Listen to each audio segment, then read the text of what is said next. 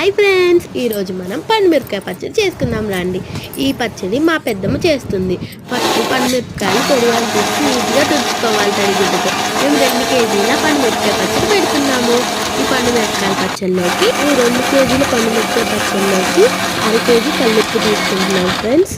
పావు కేజీకి పావు కేజీ కల్లుప్పు ఫ్రెండ్స్. ఇప్పుడు మొత్తం మెత్తగా నూరుకోవాలి, లేదంటే మిక్సీ జార్లో వేసుకోవాలి. పండుమిరపకాయలు కొంచెం కల్లుప్పు వేసుకుంటూ మిక్సీ పట్టుకోవాలి. చింతపండులో గింజలు తీసేసి ఆ చింతపండులో పండుమిరపకాయల పేస్ట్ని వేసుకోవాలి. అప్పుడు చింతపండు బాగా నానుతుంది ఫ్రెండ్స్. ఇప్పుడు ముందుగా పెనం తీసుకొని మెంతులు బాగా దూరగా వేయించుకోవాలి. చూసారుగా ఫ్రెండ్స్, ఇలా ఎరుపు రంగు వచ్చేదాకా వేయించుకోవాలి. అప్పుడు వీటిని పొడి చేసుకొని వేసుకుంటే ఫ్రెష్గా ఉంటుంది. మనం ఇంట్లో కూడా చాలా రోజులు నిలువ పెట్టుకోవచ్చు. ఇంతలోకి మెంతులు చల్లారేసరికి మనం వెల్లిపాయలు పొట్టు తీసుకుందాం రండి ఫ్రెండ్స్. వెల్లిపాయలు మాకు 2 కేజీల పండుమిరపకాయలకి మేము 8 నుంచి 9 వెల్లిపాయలు తీసుకున్నాం ఫ్రెండ్స్. వాటిని నీట్గా పొట్టు తీసుకొని ఉంచుకున్నాము. తర్వాత పొద్దున్న నానబెట్టిన పండుమిరపకాయల పేస్ట్ ఉంది కదా, చింతపండులో నానబెట్టింది, దాన్ని నీట్గా కలుపుకొని గ్రైండర్కి వేసుకున్నాం ఫ్రెండ్స్. దాంట్లోనే కొంచెం పొద్దున ఒలుచుకున్న వెల్లిపాయలు కూడా వేసుకున్నాం ఫ్రెండ్స్. వాటిని నీట్గా మెత్తగా మెదగనియాలి. మనం ఇప్పుడు పొద్దున వేయించుకున్న మెంతులు ఉన్నాయి కదా ఫ్రెండ్స్, వాటిని మనం మెత్తగా మిక్సీ పట్టుకోవాలి. అలా మిక్సీ పట్టుకున్న మెంతుల్ని 3 చెంచాల దాకా వేసుకోవాలి. ఈ పండుమిరపకాయల పచ్చడిలోకి 2 కేజీలకి 3 చెంచాలు వేసుకోవాలి. బాగా గ్రైండర్లో మెత్తగా అయ్యేదాకా ఉంచుకోవాలి ఫ్రెండ్స్.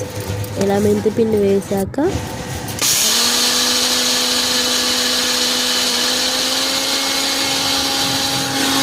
బాగా మెరిగాక పండుమిరపకాయ పచ్చడిని మేము గిన్నెలోకి తీసుకున్నాం ఫ్రెండ్స్. తర్వాత డబ్బాలోకి తీసుకోవాలి, ప్లాస్టిక్ డబ్బాలో ఉంచుకోవాలి.